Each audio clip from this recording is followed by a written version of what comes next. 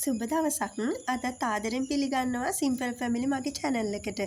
වෙනද වගේම අදත් මම ඔයාලට කියලා දෙන්නේ ඔයාලගේ ජීවිතයට ගොඩක් වැදගත් වෙන කාරණාවක්. අපි ගොඩක් අයගේ මිදුල ලස්සන වෙන්න අපි ඉන්ටර්ලොක් ගල් වගේම සමහරක් විට මේ බොරළු ගල් සමහරක් විට චිප් ගල් වගේම පැහැදිලි මිදුලක් තියාගන්නවා. ඒත් ඉතින් අපි කොහොම කරත් ඔය අතරින් වැවෙන මල් පැලෑටි අපිට මහා හිසරදයක්. ඒ වගේම දිරච්ච තාප්පවල එහෙම හැදිලු ගස්වැල් අපිට වෙලාවකට අතින් ගලවලා අයින් කරන්න බෑ. ඒකෙන් ඒ තාප්පෙට හෝ බිත්තියට හානියක් සිද්ධ වෙන්න පුළුවන්. ඉතින් අන්න ඒ වගේ වෙලාවට ඒ ශාකයක් හෝ මිදුලේ වැවෙන තනකොළ හරිම ලේසියෙන් තප්පරෙන් අයින් කරගන්නේ කොහොමද කියලා නැති කරලා දාන්නේ කොහොමද කියලා මම කියලා දෙනවා. හැබැයි මේ වීඩියෝ එක බලලා ඔයාලා හිතන්න එපා මම ගහකොළට ආදරේ නැති කෙනෙක් කියලා. මම ඔයාලට මේ කියලා දෙන්නේ අනවශ්‍ය තනකොළ හෝ පැලෑටියක් ඉවත් කරගන්න විදිය විතරයි. ඒක නිසා මේ වීඩියෝ එක බලලා කවුරුත් මට බනින්න නම් එපා. අපිට මේ විදියට අඩි 5ක් 6ක් උස ගසක් වුණත් නැති කරන්න පුළුවන්. අපිට ඒ සඳහා අවශ්‍ය වන්නේ මෙන්න මේ වගේ ස්ප්‍රේ කරන්න පුළුවන් කෑන් එකක්.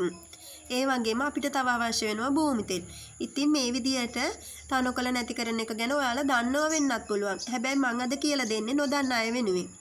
ඉතින් අපි මේ කෑන් එකට භූමි තෙල් කාලක් විතර වගේ අපේ තනකොළ තියෙන ප්‍රමාණය අනුව භූමි තෙල් පුරවගෙන අපි මේ තනකොළ තියෙන තැනට ස්ප්‍රේ කරන්න ඕනි. ඒ වගේම අඩි 5ක් 6ක් උස ගහක් නම් ඒ ගහේ මුලට හොඳින් වැටෙන විදියට භූමි තෙල් දාන්න ඕනි. මේ විදියට අපිට උදුළු ගන්න බැරි තැම්වල තියෙන ඕන පැලෑටියක් ඉවත් කරගන්න පුළුවන්. ඒ වගේම මම දැකලා තියෙනවා සමහරක් ගෙවල් වල පරණුන ගෙවල් වල වහල් පීල්ලෙත් මේ විදියට තනකොළ වැවිලා තියෙනවා. වෙලාවකට අපිට වහලට නගින්න බැරි නිසා ඒ තනකොළ ගලවලා අයින් කරන්න බැරි වෙන අවස්ථාවක් තියෙනවා. ඉතින් අන්න ඒ වගේ අවස්ථාවකදී වුණත් අපිට මේ ක්‍රමය භාවිතා කරලා ඒ තනකොළ නැති කරලා දාන්න පුළුවන්. මම ඔයාලට පෙන්වන්න ඕනි නිසා මෙන්න මෙතන මේ තනකොළ වැවිලා තියෙන තැන මේ විදියට භූමි තෙල් ස්ප්‍රේ කරලා පෙන්වන්නම්. අපිට හෙට වෙනකොට මෙතන පැහැදිලි වෙනසක් දැක ගන්න පුළුවන්.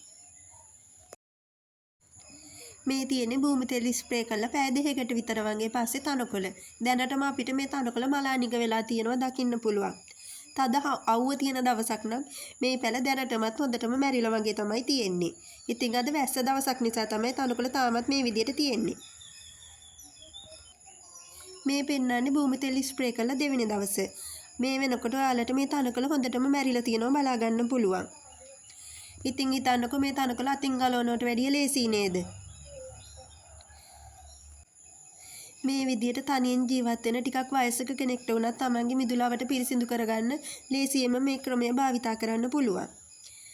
ඉතින් ඔයාලටත් මගේ වීඩියෝ එක හොඳයි කියලා හිතෙනවා නම් අනිවාර්යයෙන්ම නොදන්න කෙනෙකුට දැනගන්න ෂෙයා කරන්න අමතක කරන්න එපා.